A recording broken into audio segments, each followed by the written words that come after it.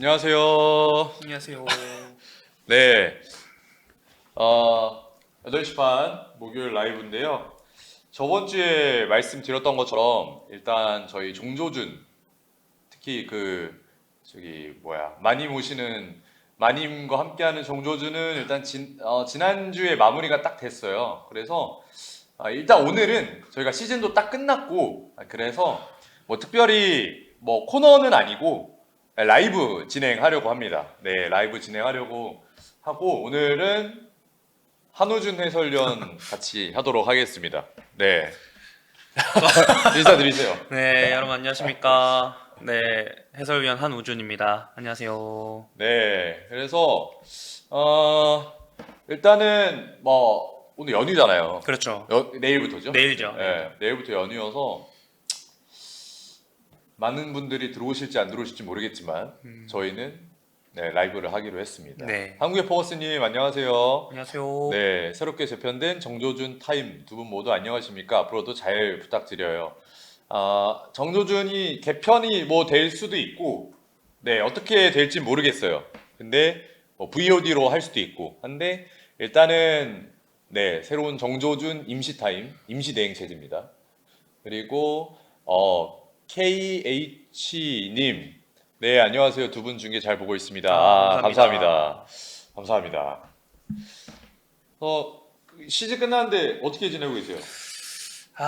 그냥 뭐 어떻게 말씀드리면 좋을까요? 사실대로. 네, 사실대로 그러면 뭐 저희는 사실대로. 솔직한 거예요. 네, 네. 뭐 운동도 못했던 거 많이 운동도 하고 있고요. 운동, 네, 운동 네. 뭐 하세요? 뭐 축구도 뭐 형님이랑 같이 축구도 하고 뭐 러닝도 많이 뛰고요. 그다음에 뭐 책도 많이 보고 있고. 그다음에 사실 저는 K리그에도 관심이 좀 많았어가지고 네, K리그 중계도 좀 많이 챙겨 보고 있습니다. 요즘. 네, 그러면서 잘 지내고 있습니다.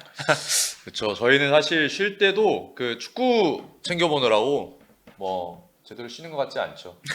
이제 뭐 오늘도 이따가 저희 마지막에도 말씀드리겠지만 한국 대 이라크, 이라크 대 한국이죠. 그렇죠, 네. 그렇죠. 네.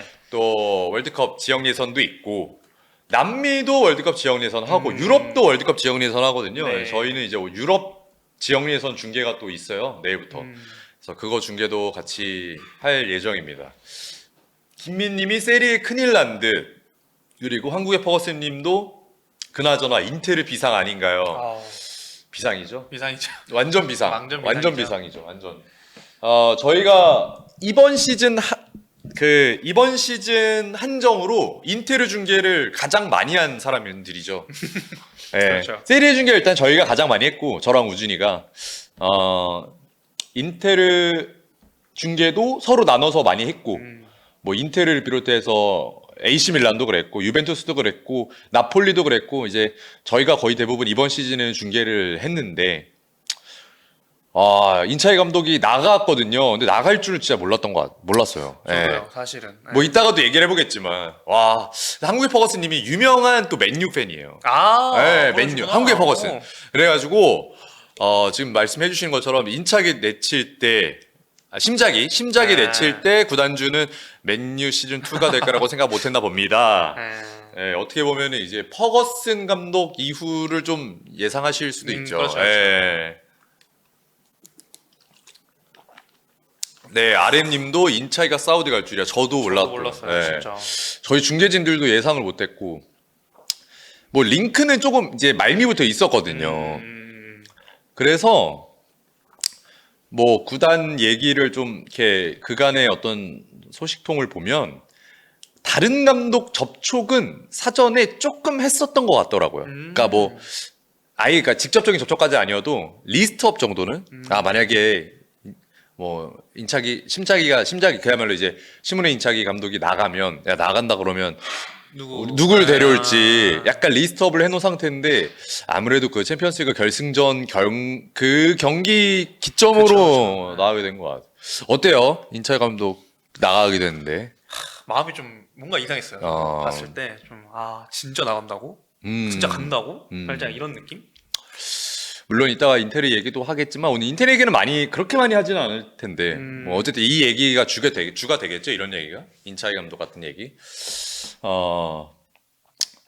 사실 현재 3백을 쓰고 있는 현대축구 팀 중에 가장 완성도가 높고 인상적이고 여러 가지 모습을 좀 보여줬는데 우리도 중계하면서 느끼지만 세리에 3백 팀들이 많아요. 그렇죠. 거의 절반이 3백이라고 봐도 돼요. 과언을 좀 절반 이상? 가끔씩은? 뭐 AC 밀란도 이제 후반기 때 막판에는 3백 썼었고, 유벤투스도 후반기 때 3백 다시 썼고, 뭐 나폴리도 번갈아 가면서 썼고, 그다음에 아탈란타 3백이죠. 아탈란타 3백. 네. 그리고 또 어디가 있나? 나폴리는 4백 썼고, 나폴리가 아니라 그 라치오는 4백, 로마도 3백 썼고, 네. 파르마 3백 그리고 썼고, 제노아도 질라르디노 감독 시절에 3백 썼었고, 뭐 너무 많아요, 너무 많아. 3백 쓰니까. 칼야리도 3백 쓰고, 뭐 다 거의 대부분 3백. 로마도 후반기에 그렇죠. 3백 썼죠. 썼죠. 그러니까 근데 이게 3백을 그쵸, 볼로냐, 피오렌티나 빼고 유벤투스는 이제 처음에는 4백 고집했어요, 모타 감독이. 근데 어쨌든 지금 대표적으로 끝까지 밀고 나간 4백은 볼로냐하고 피오렌티나 빼고는 거의 대부분 3백이 맞거든요. 테테님처럼. 피오렌티나도 종종 3백 거의 썼어요, 종종. 맞아요. 네. 근데 이게 이 3백을 쓰게 되는 게 참 이렇게 보면 돼요. 프리미어리그 보시는 분들도 과르디올라 감독의 인버티드 풀백이 프리미어리그 내에서 정말 파급 효과가 많았잖아요. 그렇죠. 그러면서 되게 약간 붐이 일었거든요. 아르테타도 그러면서 인버티드 풀백을 쓰기 시작했고, 그렇죠. 어쨌든 포스트코글루 감독도 인버티드까지는 아니지만 인버티드를 병행한 풀백들의 높은 위치 전진을 계속 시켰고, 또 기타 지금 맨유도 인버티드 쓴 적도 있었고, 첼시 인버티드 지금 늘 쓰고 있고, 그러니까 이런 게 그 리그에 우승이라든지 어떤 전술적인 효과나 영향을 준 팀을 많이 따라. 그게 이제 선두주자지 보통. 그렇죠. 근데 이제 인테르가 사실 3백의 가장 위에서 그런 것들을 시작했었고, 물론 이제 이전부터 3백을 많이 썼지만, 3백을 세리아가 많이 썼지만, 그러면서 그 3백의 변형된 빌드업 형태가 굉장히 많이 나왔어요. 저희가 뭐 팀마다도 색깔이 정해지기도 하고 이러면서, 여기는, 그러니까 프리미어리그는 인버티드 붐을 불었다면, 여기는 3백 빌드업이 붐을 부는구나라고 했는데, 그 이제 선두주자를 이끌었던, 인테르의 그 선두주자의 또 중심 역할을 했던 인차이 감독이 이제 팀을 떠난다는 게 굉장히 또 이 리그 전반적으로 주는 영향력도 굉장히 클 것 같아요. 맞아요. 네. 그래서 지금 말씀해 주시는 걸로 보시면 일단은 하나씩 얘기를 좀 해보면 인터밀란 결승전 때 선수들 대부분 체력이 문제인지 컨디션 문제인지 왜 그런 걸까요? 다들 컨디션이 좀 안 좋아 보였어요. 어떻게 보셨어요? 일단 기동력에서부터 일단 PSG한테 많이 안 되는 좀 부족한 모습을 많이 보였었죠. 그게 제일 큰 문제지 않았나 싶습니다. 그치. 기동력이 이제 어떻게 보면 인텔의 약점이지, 약점 중에 하나라고 볼 수 있는데 실제로 기동력이 떨어지면서 리그도 좀 내어준 경기들이 있었죠. 그렇죠. 어려울 때 보면은. 근데 저는 심리적인 것도 좀 컸다고 생각해요. 그게 좀 작용하지 않았나.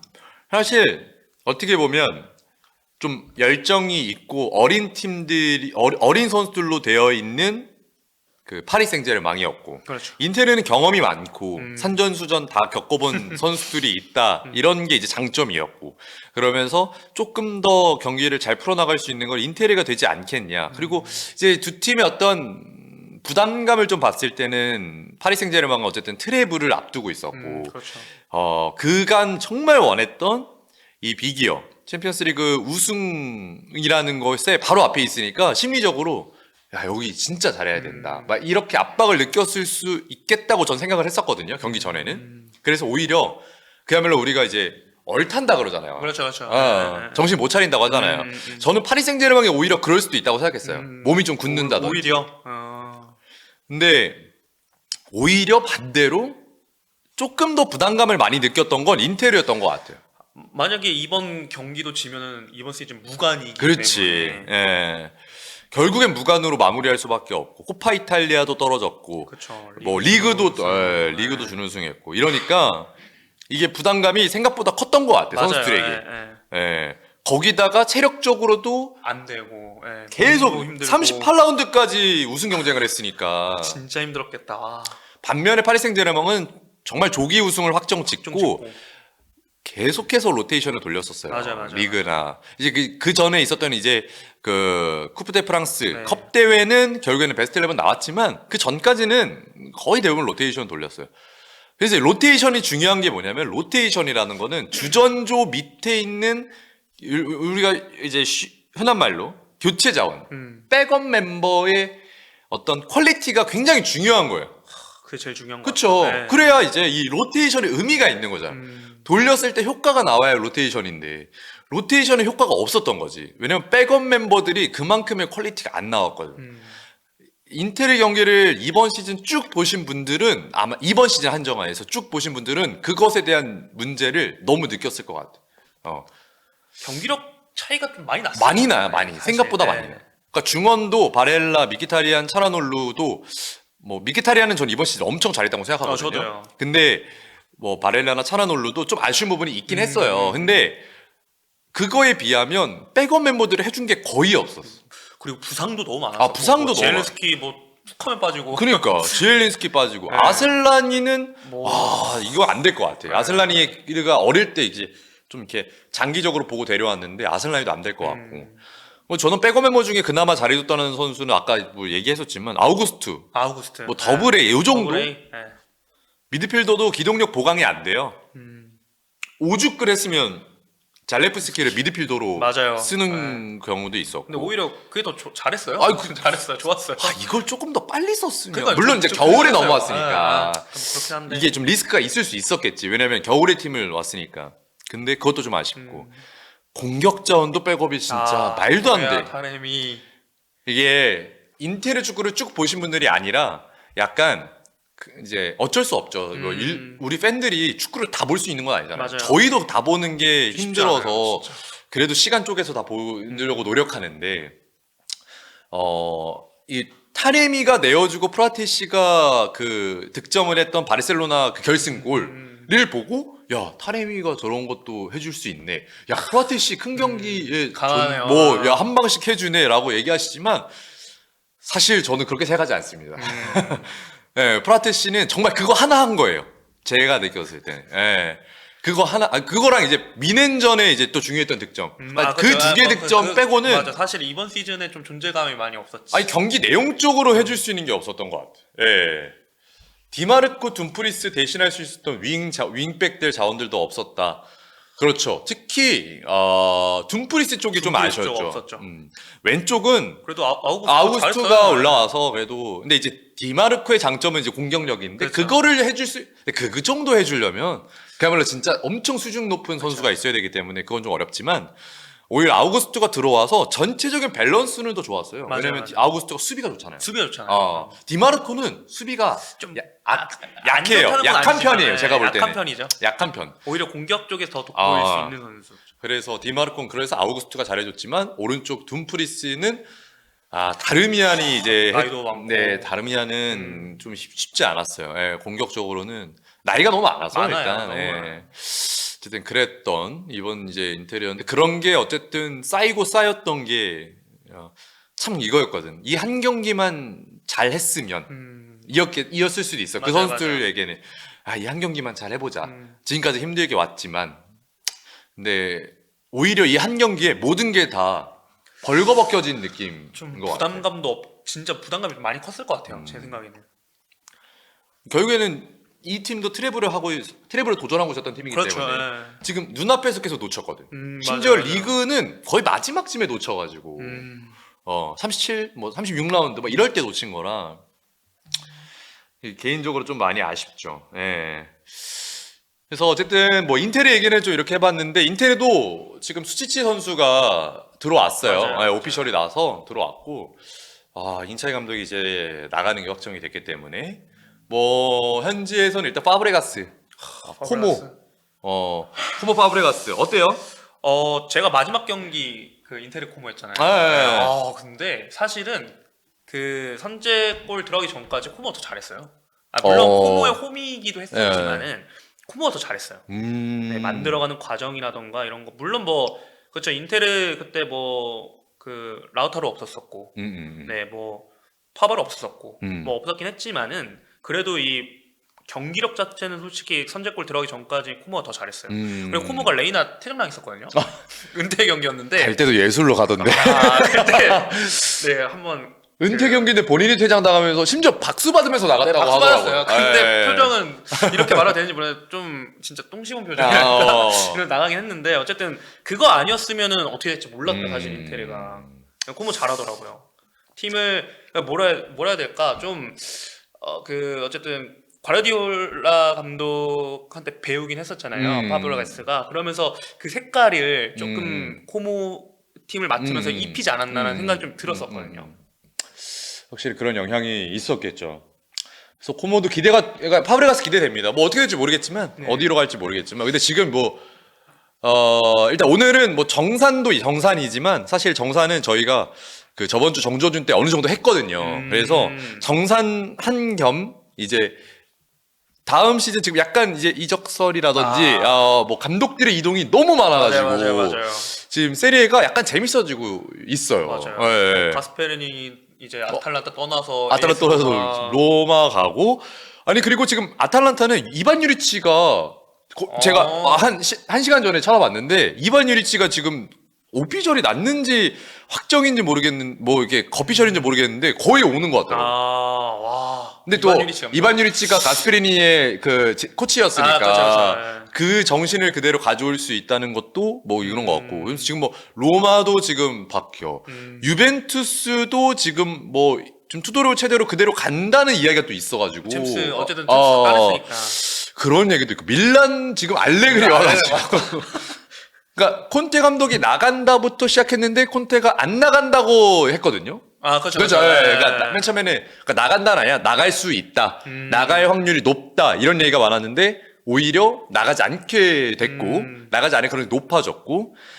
그러면서 지금 나폴리를 제외한 나머지 팀들이 변화가 그러니까요. 지금 뭐 라치오도 지금 바로니 감독 제가 잘리고 지금 그쪽 토리노 쪽으로 넘어간 걸로 알고 있고 뭐 해서 와 지금 뭐 엄청난 감독 변화가 엄청 많습니다. 이탈리아노 감독도 어떻게 될까 좀 궁금하긴 해요. 이탈리아노 감독도 그렇죠. 네, 요번에 볼로냐 우승 이끌었고. 그렇죠. 네. 그리고 이제 그 팔라디오 감독도 역시 그렇고. 예. 와, 어떻게 될지 모르겠습니다. 일단은 이번 시즌 세리에는 뭐 간단하게 정산을 좀 하면 어쨌든 나폴리 우승. 예, 나폴리 우승 축하드리고 그다음에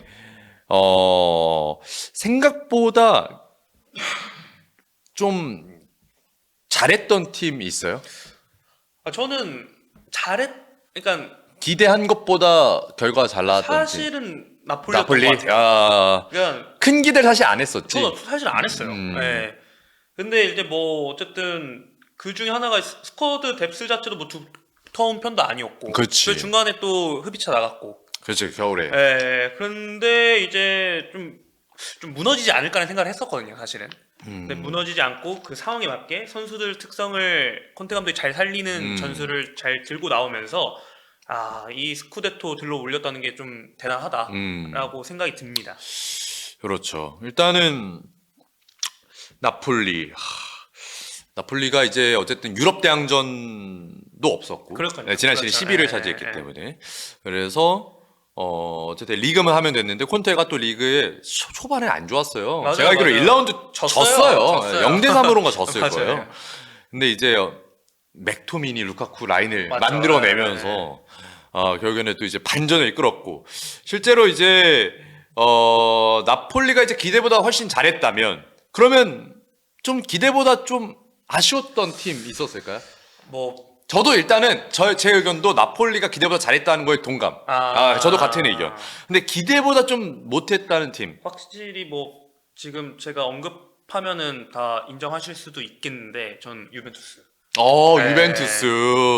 사실 그 모타 감독이 지난 시즌 이제 볼로냐 엄청 잘 이끌었고 그래서 모타 데리고 오면서 뭐 더글라스 루이스라던가 그리고 코프 메이너스 이런 좀 그래도 빅네임들을 좀 영입을 했는데 개인적으로는 이제 제 생각엔 그런 선수 데리고 오고 데리고 오면서 이번 시즌 모른다 이거 스쿠데토 차지할 수 있겠다는 생각이 들었거든요. 근데 이제 조직력 부분 그리고 이게 선수단을 이제 장악하는 그런 부분 아쉬웠고 그리고 선수들도 모타 감독 있을 때 운동장에서 그 태도라고 해야 될까요? 그 모습 이런 부분들이 너무 안 좋았어요. 그렇게 되면서 조금 제 개인적으로는 퍼포먼스를 많이 보여주지 못하지 않았나라는 생각이 좀 있어요. 네. 모타 사실 유벤투스 제가 이번 시즌에 엄청 기대했었거든요. 저도 기대 진짜 많이 했어요. 그 유벤투스가 알레그리 체제를 넘어서면서 이제는 우리도 조금은 재밌는 축구 그리고 맞아. 조금은 어떻게 보면 젊은 감독이 좀 오면서 좀 약간 트렌디하고 좀 색다른 바람을 불면서 우리가 좀 이렇게 자리매김하겠다. 다시 한 번 더. 사실 유벤투스는 9회 연속 스쿠데토를 차지한 팀이에요. 예, 비교적 최근이죠. 20년 안에 9회면은 대단한 업적입니다. 이거는 콘테 3연속 우승부터 시작했고 그 중에 하나가 무패 우승이었고 그러면서 알레그리 이어지면서 결국에 사리까지 이어졌던 그 우승 페이스가 리그 스쿠데토 전문이에요. 사실 스쿠데토 가장 많이 차지한 팀이죠. 네. 근데 이제 피릴로로 이어지는 이제 안 좋은 부침기 그리고 거기서 나왔던 결국에는 알레그리에 다시 한 번 더 기용됐고 모타가 어떻게 보면 되게 중요한 분기점이었는데 지금 RM님이 말씀해 주신 것처럼 일단 무승부가 너무 많았어요. 맞아요. 그러니까 무승부가 많았다는 게 뭐냐면 제가 이제 경기를 좀 보면은 일단은 그러니까 경기를 선취골 넣고 내어주는 게 너무 많아요. 거의 대부분 무승부가 선취골 넣고 내어졌어요. 맞아요. 선취골 넣고 또 약간 7, 80분의 동점골. 그러니까 전체적인 안정감이 좀 없었던 것 같아요. 예. 뭐 근데 유벤투스에 대한 이야기는 저희도 같이 저번에 촬영하면서 했었으니까 그 영상도 많이 참고해 주시면 좋을 것 같고 저는 밀란도 좀 아쉬웠어요. 밀란이요. 밀란이 생각보다 밀란이 너무 아쉬웠죠. 사실 밀란은 이번 시즌 8위 하면서 유벤투스는 사실 챔피언스 리그 티켓 따긴 했어요. 그래서 그렇죠. 기대한 것 비에는 그래도 결과를 좀 내긴 했어요. 예. 근데 밀란 같은 경우에는 이게 8위를 했어요, 8위. 너무 아쉬웠죠, 솔직히 말하면. 그리고 감독도 뭐 바뀌면서 변화도 많았었고. 그리고 뭐 중간중간 전술도 너무 많이 바뀌었었고. 그러다 보니까 좀 100% 완성되지 못한 그런 경기력을 이번 시즌 꾸준히 계속 좀 보여주지 않았나 그런 생각이 듭니다. 이제 로마는 밀란은 어쨌든 스페르코파를 그래도 우승했고, 그렇죠. 예. 코파 이탈리아 결승 갔지만 볼로네에게 졌고, 유럽 대항전 나갈 수 없게 됐고, 그렇죠. 예. 인테르는 유벤투스 밀란에게는 약했어요. 유벤투스에게 제가 알기로 2무인가 했던 걸로 기억하고, 그다음에 밀란에게는 1무 1패를 했죠. 예. 그러니까 리그에서. 예. 그러니까 인테르가 사실 저 두 팀 중에 한 팀씩만 1승만 했었어도 우승했을 텐데라는 생각이 드는데 자, 지금 뭐 얘기를 좀 들어보면 지금 많은 분들이 의견을 내주고 계신데 코파 이탈리아에서 엠폴리 준결승 진출은 어떻게 보시나요? 또 엠폴리 준결승 진출 중계하셨잖아요. 그렇죠. 제가 유벤투스 경기였죠. 유벤투스랑 이제 8강전이었죠. 네. 그때 이제 승부차기 가는 접전 끝에 했는데 그때도 어쨌든 한 골 먹고 계속 끌려가다가 그때 티람이 골 넣었을 거예요. 티람이 엄청나게 원더골 넣어가지고 그래서 1대1 돼가지고 결국 승부차기까지 갔는데 그때 경기력 안 좋았죠. 네, 되게 안 좋았습니다. 근데 엠폴리가 그래도 코파 이탈리아 준결승까지 간 거는 엄청난 성과죠. 엠폴리의 준결승. 그래서 사실 그 유벤투스가 올라오는 게 완전 정배였어가지고. 네, 근데 그때 그 엠폴리 집중력이 좋았어요. 수비 집중이 굉장히 좋아가지고. 다베르사 감독이 이끌고 있는 이제 엠폴리인데 다베르사 감독이 원래 강등권 팀들만 많이 맡았어요. 근데 결국 강등이 됐어요. 근데 엠폴리가 강등이 됐습니다. 마음 아프지만. 그래서 좀 눈에 띄었고 이탈리아 국대 감독은 안녕하신가요? 안녕하실 거예요. 네. 계속 관중석. 스팔레티 감독이죠. 경기장 찾아오셔가지고 계속 얼굴 비춰주고 계시더라고요. 그리고 테테님이 말씀하신 볼로냐 때랑 도대체 뭐가 달랐던 걸까요? 너무 실망스러웠음. 어떻게 보세요? 일단은 뭐 경기력이 볼로냐가 더 좋았죠. 볼로나 때랑 보면은 볼로나 때, 그러니까 모타 감독의 볼로나 때, 모타 감독의 볼로나 때와 모타의 유벤투스일 때, 저도 이거 생각을 진짜 많이 했는데, 아주 오랫동안 생각해보고 했는데, 일단은 모타 감독이 나이가 그렇게 많지 않잖아요. 네. 이렇게 큰 구단, 특히 유벤투스는 이 전통과 역사가 있는 클럽이기 때문에 그 안에, 물론 볼로냐도 전통과 역사가 있지. 그렇죠, 그렇죠. 근데 유벤투스는 워낙 1등, 그러니까 우승을 너무나도 많이 했던 클럽이기 때문에 이 올해 클럽 안에 있는 그 전통과 규율이 있을 거예요. 근데 그런 거 속에서 어떤 변화를 가져가기에는 모타 감독이 그 정도로 파급 효과가 있는 성향은 아닌 것 같아요. 그러니까 일단은 본인이 볼로냐 때는 조금 더 편하게 할 수 있었던 거예요. 쉽게 말해서. 내가 과감하게 전술 기용을 좀 해볼 수도 있고 여러 가지에서 좀 지지도 많이 받고. 그리고 볼로냐 때는 사실 냉정하게 말해서 중간에 1패 한다고 뭔가 이게 압박이 오진 않잖아요. 부담감이 막 그렇죠. 그렇게 세게 오진 않는단 말이에요. 한 번 비겨도 오케이 그러면 시행착오가 있으니까 이거 한번 수정해 봐야겠다 라는 게 되는데, 유벤투스는 앞서 말씀드린 것처럼 연속 우승을 했던 팀이고 스쿠데토를 가장 많이 차지했던 전통과 역사가 있는 팀이니까 한 번 무승부가 나거나 미끄러지잖아요. 그러면 반응이 폭발적이에요. 그러니까. 현지에서도 야 모타 뭐 별거 없네. 그런 게 좀 있었겠다. 그러니까 바로바로 결과를 만들어내야 하는 이 상황에서는 모타의 유벤투스가 시간이 굉장히 좀 필요했던 것 같아. 예, 저는 그렇게 생각이 들어요. 근데 그런 상황에서 본인이 원했든 원치 않았든 어쨌든 많은 돈을 투자하면서 선수들이 왔잖아요. 그렇죠. 그러니까 좋은 감독, 모타 감독이 좋은 감독일 수도 있겠지만 좋은 감독이 기본이 되려면 과정 속에 결과가 있어야 되는 것 같아. 예. 모타가 했던 무승부 중에 한 3개만 승리했어도 저는 안 잘렸을 것 같거든요. 예. 그리고 그때 형님이랑 그때 얘기했었던 건데, 형님이 얘기하셨던 건데, 일단 전체적으로 제가 생각하기엔 그래도 볼로냐보다는 유벤투스가 어쨌든 선수들 네임이 더 높잖아요. 그러다 보니까 그 네임이 높은 선수들을 조금 장악하는 데 있어서 리더십도 좀 약간 부족하지 않았나라는 생각도 있어요. 제 개인적으로는. 그러니까 그것도 감독의 역량이죠. 그러니까 지금 태태님 그리고 아렘님 말씀하시는 거 지금 이제 모타 감독은 딱 그 정도 수준이 아니었을까요? 라고도 생각할 수 있고, 태태님은 젊은 감독들은 개인적으로 바로 빅클럽 가지 말고 좀 중위권 팀들에서 수련을 좀 거치고 갔으면 좋겠음.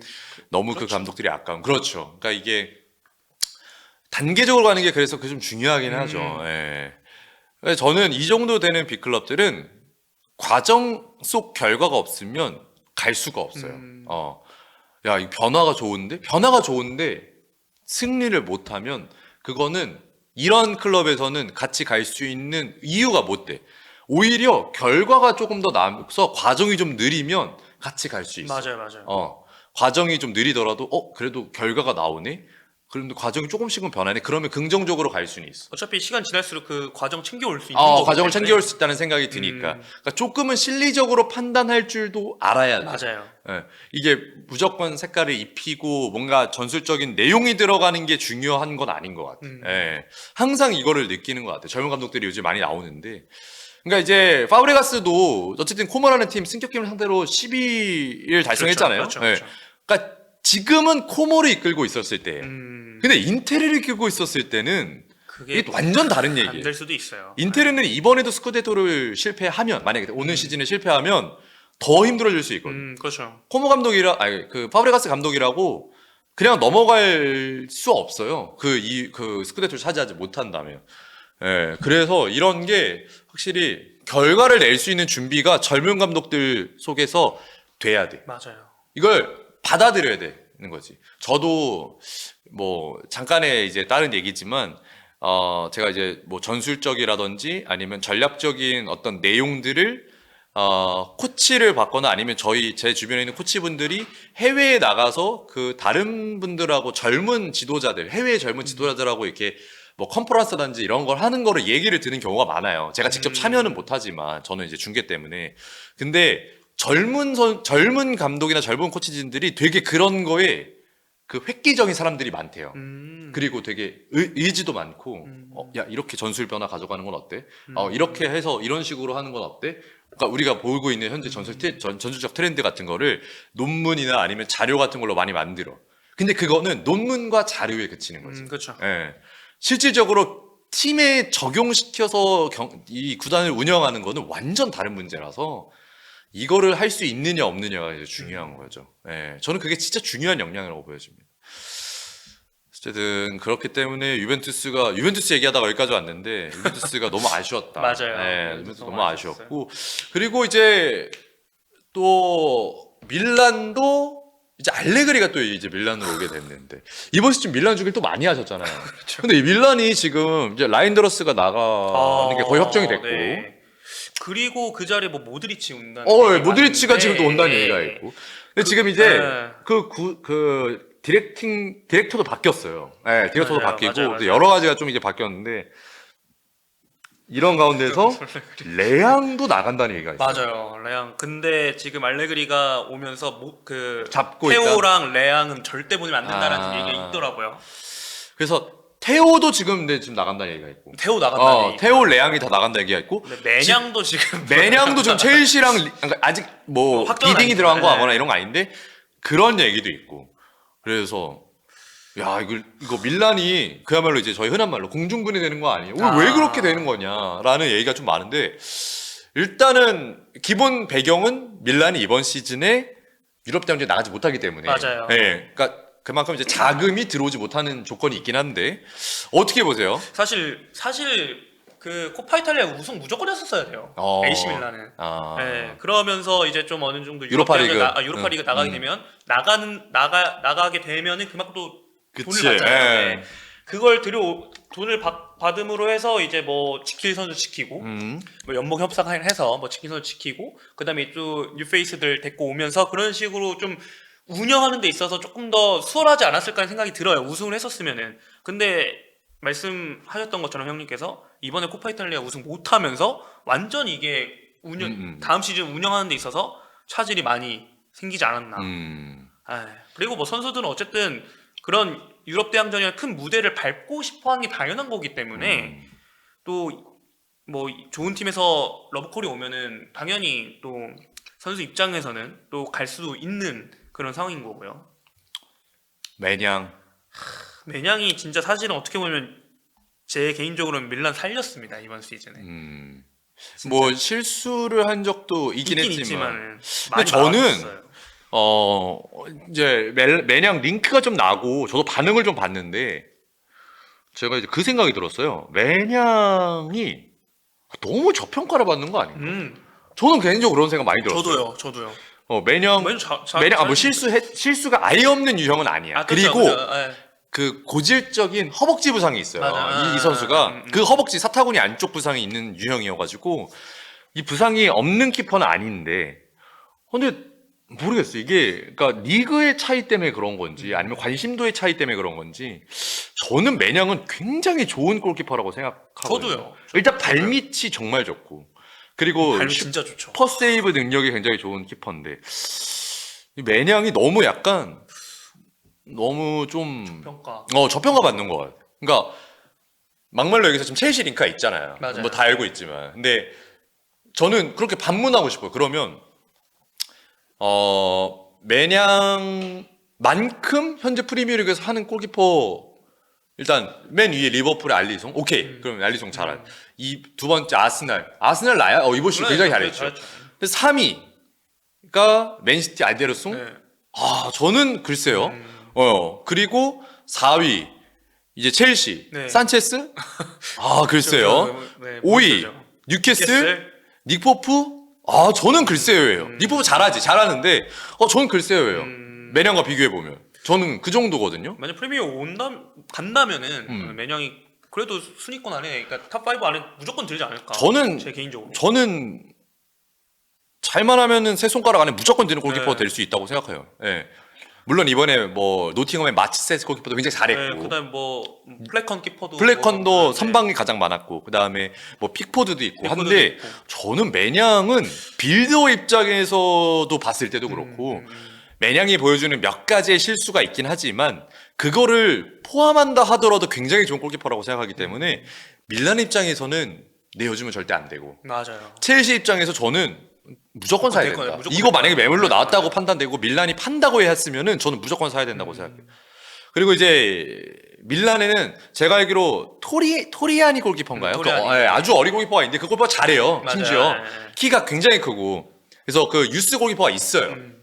그 저기 뭐야 밀란 푸트로에서 밀란 뛰고 푸트로. 있는 있기 때문에 첼시는 골키퍼 사업은 지금 안 좋은데 매냥을 사면은 저는 그래도 생각보다 꽤 많이 좋아지지 않을까 생각합니다. 그래서 산체스, 뭐 요르겐센, 기타 뭐 페트로비치도 이번에 복귀하고 뭐 이런 기타 골키퍼들은 다 처분해야죠. 이제. 처분해야죠. 예. 만약 매년 데리고 올 거면 매냥 데리고 올 처분해야죠. 거면. 예. 산체스보다는 저는 더 그러니까 산체스가 선방 능력이 좋아요. 실제로 제가 첼시 중계를 많이 했지만 이번 시즌에 선방 능력이 진짜 생각보다 좋아요. 근데 이 가끔 나오는 그 저점이 너무 낮아. 그러니까 골키퍼는 저점과 고점, 그러니까 저점은 낮을수록 좋고 사실 고점이 높으면 좋겠지만 저점과 고점이 조금 밸런스 있게 잡혀야 그렇죠. 안정감이 있는데 산체스는 저점이 너무 낮아요. 네, 그게 치명적인 약점이라고 볼 수 있죠. 그리고 밀란 뭐 라비오 얘기도 오, 있더라고요. 그러니까. 그게 알레그리가 그때 유벤투스 있을 때 라비오 잘 썼잖아요. 잘 썼어가지고 그래서 미드필더에 뭐 모드리치, 그다음에 라비오 데리고 온다는 얘기가 있는데 오나나도 있네요. 아 네. 판단력을 보면 축구지능이 좀 의심되긴 하죠. 첼시 얘기하시는 것 같은데 김주배님은. 그렇죠. 자, 그리고 이제 위에 KH님이 말씀하신 다음 시즌 세리아는 누가 우승할지 모르겠는데요. 진짜 모르겠어요. 네. 세리에 우승?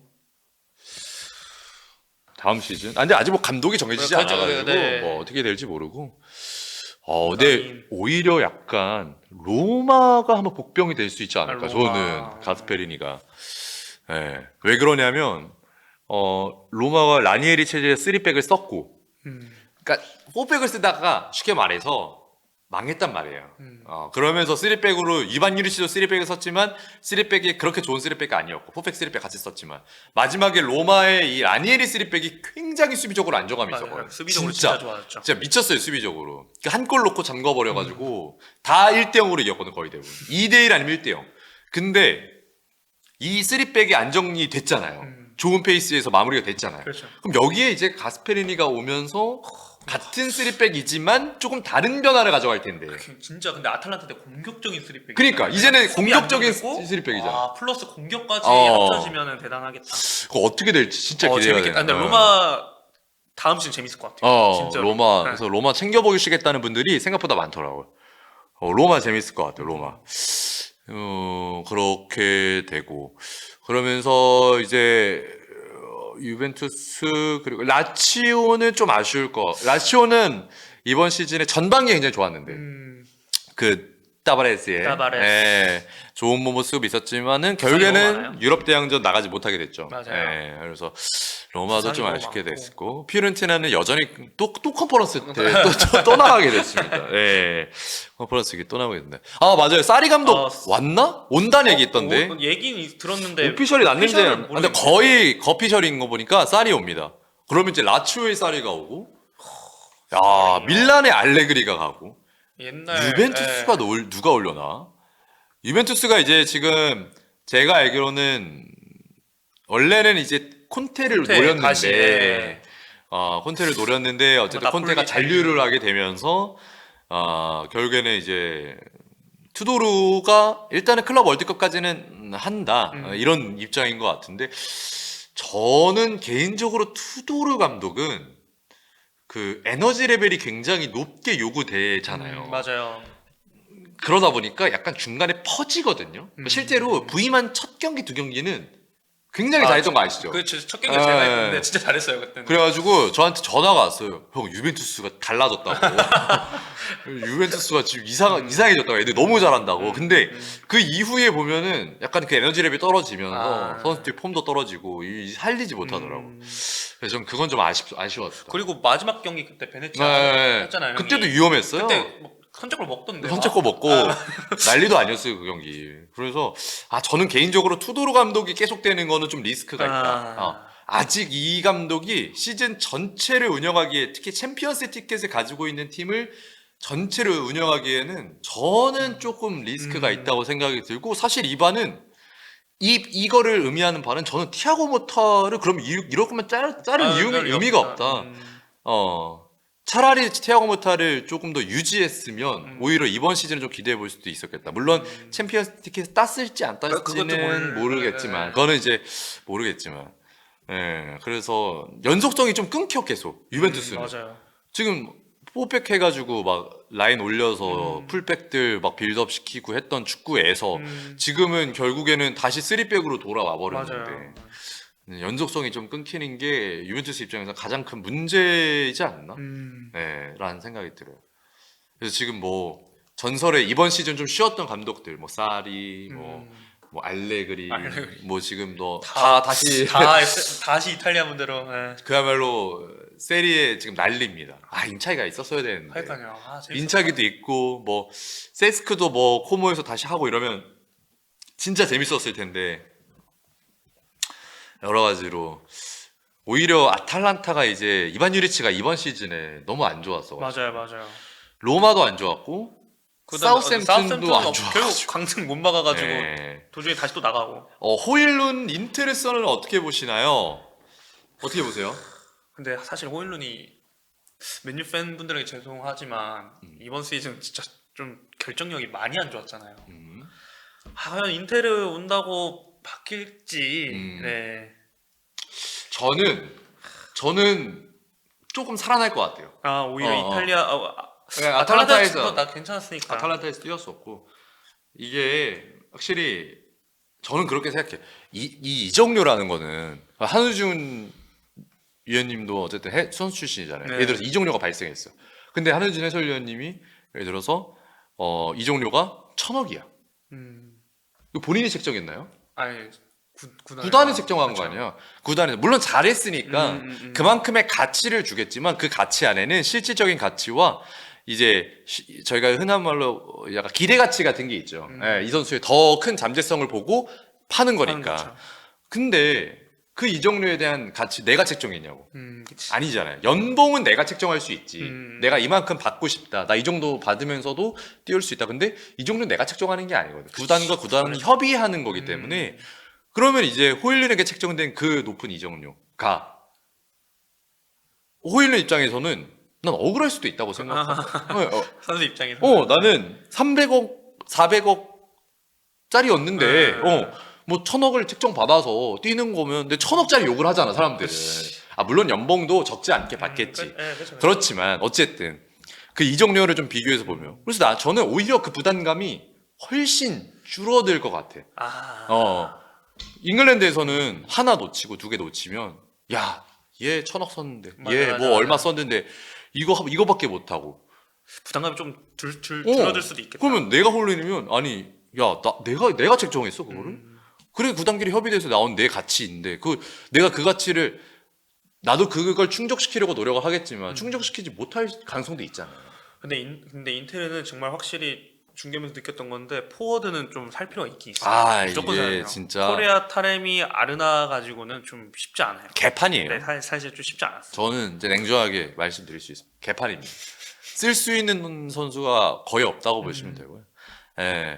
호일루는 그러니까 주전은 힘들어. 당연히 주전은 힘들지. 저도 라우타로 그 튀람의 밀어내진 쉽지 않아요. 근데 라우타로 타레미 다음은 될 것 같아요.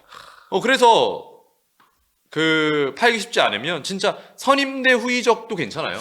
지금 그 얘기더라고요. 호일룬을 선임하고 그 다음에 이적 옵션 그거 해가지고 그 다음에 선택적 이적 옵션으로 해서 그러니까 한번 써보고. 그러니까 이게 맨유 입장에서도 만약에 호일룬을 처리할 거라면 당연히 왜냐면 지르키지가 제가 생각했을 땐 더 원픽을 받을 것 같거든요. 이제 쿠냐가 왔으니까 맨유는 그렇죠. 쿠냐 그다음에 은베모 지금 썰이 있고 그러면은 쿠냐 은베모 거기에 부페까지 있고 뭐 이런 라인이 되고 최전방은 어쨌든 뭐 지르키지가 될 가능성이 높은데 그러면은 이제 호일룬은 어쨌든 좀 이렇게 나간다는 가정 하에서 호일룬이 나가게 된다면 임대를 일단 시키겠죠.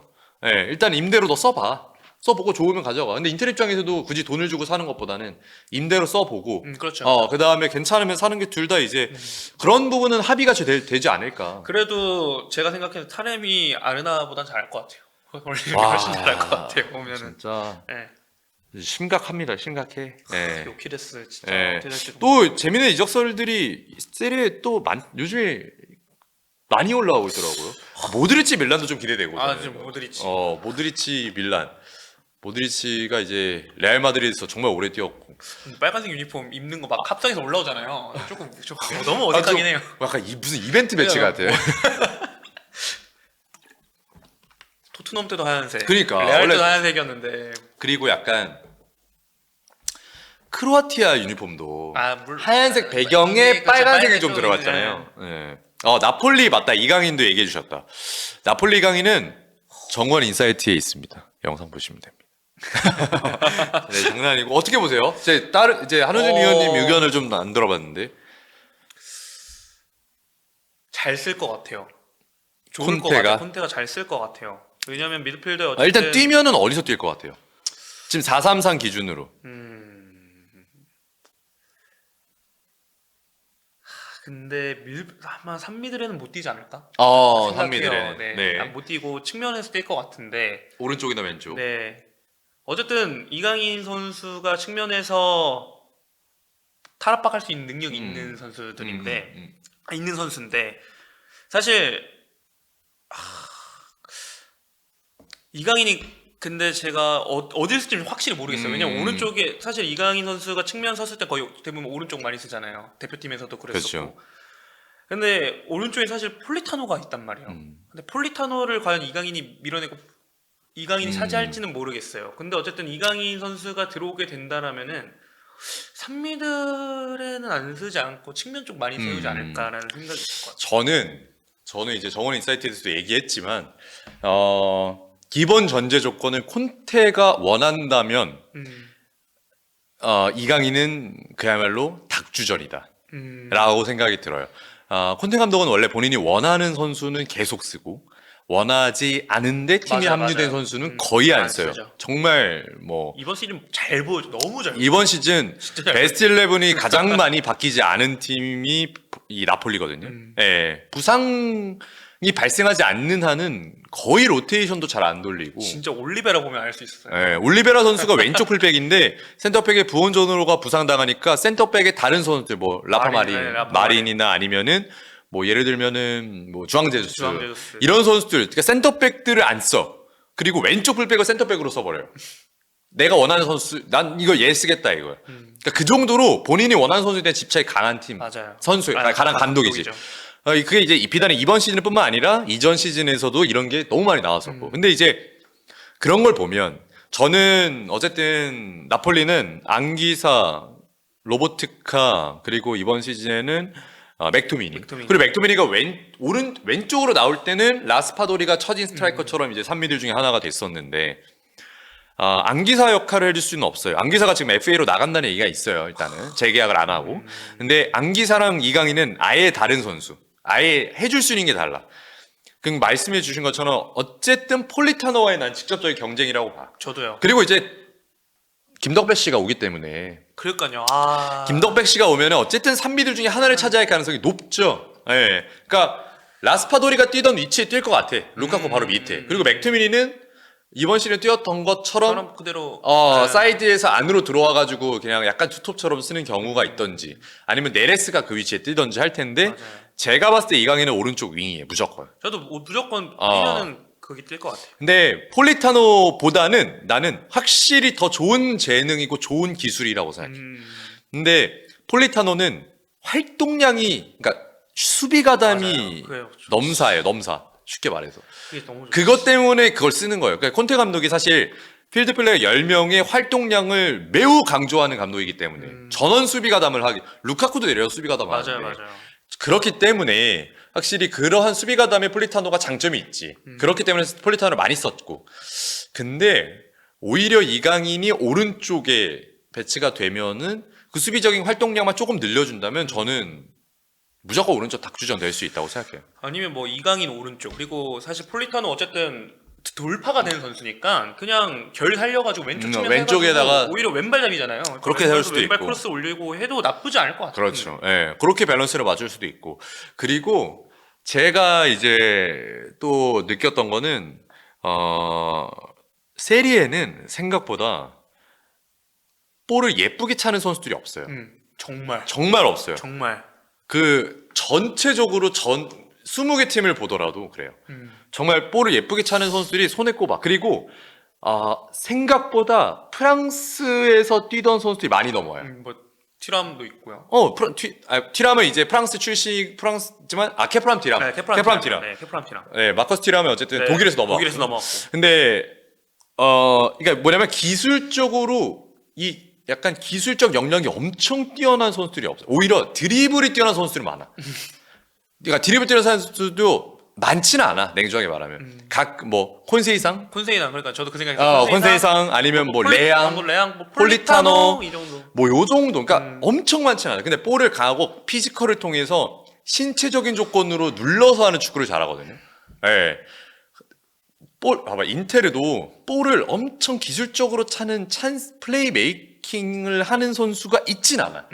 그러니까 뭐 그 정도 해봤자 뭐 차랄놀루가 후방 빌드업 하는 거. 그리고 바스토니 디마르코는 수비에서 어쨌든 왼발을 통해서 만들어 나가는 건데 뭐 예를 들면 우리가 흔히 말하는 뭐 케빈 데브라이너 같은 느낌이라든지 아니면 뭐 외질 아니면 뭐 옛날에 뭐 다비드 실바 같은 그런 느낌이 그런 기술적으로 볼을 차는 선수들이 생각보다 많이 없거든요. 그래서 뭔가 이강인이 오면 좋을 것 같아요. 나는 그래서 그게 먹힐 것 같아요. 오히려 그러한 부분에서 이 선수의 이 기술이 더 빛이 날 것 같아요. 네. 물론 검정색이 그러니까 하나의 색깔이 다 있으면 그러니까 무슨 색으로 하나가 칠해져 있으면 다른 색깔이 하나 들어가면 그게 티는 안 나는데 그게 계속 번지면 그거밖에 안 보이거든요. 쉽게 말해서 그런 것처럼 이강인 선수의 기술적인 면은 저는 세리에서 오히려 더 저도 잘 먹힐 것 같아요. 그러니까 피지컬로 막는 거는 피지컬로 막을 수가 있어.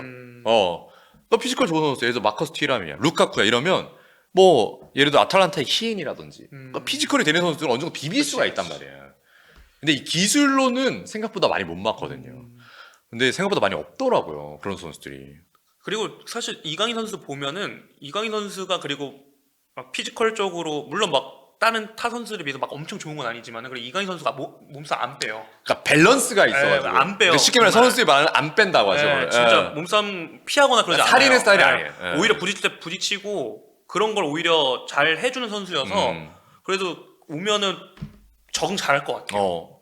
저는 그래서 진짜 오면 좋을 것 같아요. 세리에 부대 오면 지금 나폴리 링크가 가장 긴, 뭐 밀란 링크도 좀 있었고, 뭐 유벤투스 링크도 조금 있었지만 인텔 링크도 조금 있었고, 근데 이제 현재 나폴리가 제일 세죠 링크는. 저는 진짜 괜찮을 것 같아요. 하늘색 유니폼 상상이 좀 안 가긴 하는데. 진짜 상상이 안 가긴 하는데. 더블라이너는 뭐 맨시티 하늘색이었으니까 오면 잘 어울려서 잘할 것 같은데.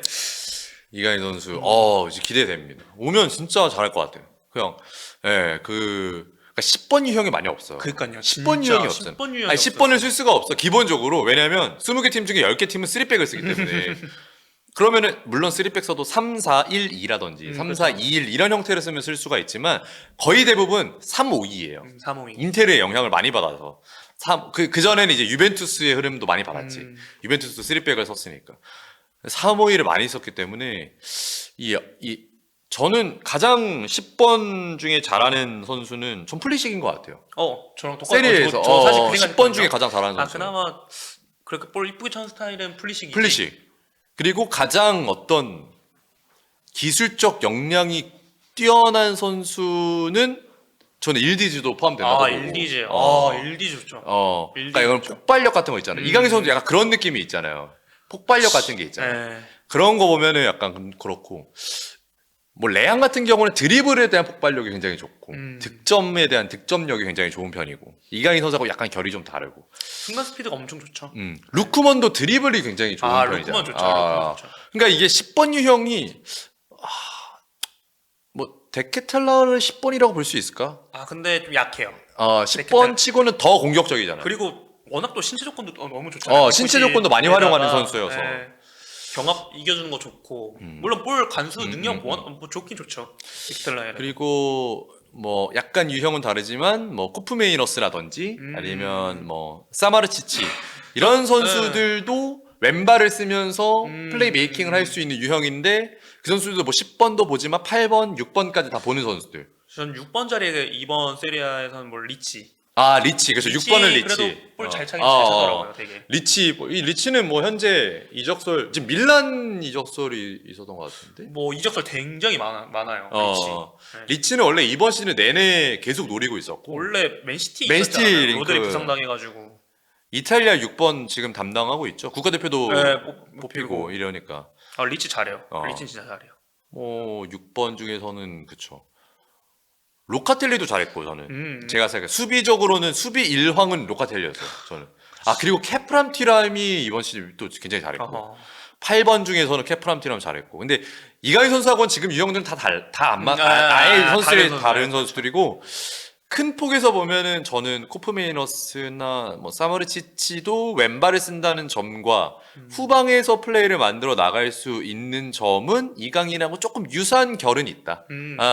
근데 측면을 볼 수 있거나 이런 선수들은 아니기 때문에 그렇죠. 그런 선수들은 연관성이 조금 떨어지지만 그래서 어쨌든 흔치 않다. 이강인 같은 유형이. 맞아요. 근데 한편으로는 좀 그런 생각도 드는 게 안 쓰는데 또 이유가 있을 수도 있거든요. 네. 물론 이강인 선수 가면 너무 잘하면 좋은데 맞아요. 그런 유형들이 살아남기 어려울 수도 있어요. 왜냐면 포메이션 자체가 쉽게 말해서 뭐 어떻게 4-2-3-1의 공격형 미드필더를 주로 볼 수 있는 것도 아니고 그렇죠. 투톱을 또 많이 쓰고 이탈리아. 그렇다고 뭐 이강인 선수 막 엄청 빨라가지고 윙을 딱. 그니까. 좀... 예. 그리고 뭔가 그렇다고 이제 중하위권으로 넘어가면 예를 들어서 뭐 파르마의 데니스맨 같이 그 선수에 맞춰서 팀을 구축하는 게 가능한 중하위권으로 가면은 모르겠어. 그러니까 쉽게 말해서 이강인 선수가 마요르카 때 했던 것처럼. 그런 식으로. 근데 그게 아니라 이강인 선수도 어쨌든 본인이 팀의 일환이 돼야 되는 거거든요. 맞아요. 예. 그런 부분에서 봤을 때는 조금 애매할 수도 있다. 이강인 선수에게 좀 많은 걸 맞춰주긴 해야 되거든요. 이강인 선수 쓰려면 찬스를 일단 이강인 쪽에서 나오게 만들어줘야 되는 1차 조건이 있으니까 그런 걸 보면은 이강인 선수가 세리를 잘할지는 한번 뚜껑 열어봐야 될 것 같아요. 예. 기대가 됩니다. 그래도 넘어오게 된다면. 진짜. 그래서 세리에를 이번 시즌 쭉 중계하면서 어땠어요? 일단은 생각보다 너무 재밌었어요. 네. 제가 그러니까 그 해설하기 전에 봤던 세리아랑 이제 해설을 하면서 이제 이렇게 몰입해서 중계를 하면서 볼 때 이제 세리아는 너무 달랐어요. 되게 재밌었고 그리고 선수들도 알아가는 재미도 있었고 공부하면서 그래서 이런 세리아 매력이 있구나. 그래서 왜 이 매니아층들이 많은지 알겠다라는 느낌을 많이 받았었죠 이번 시즌 하면서.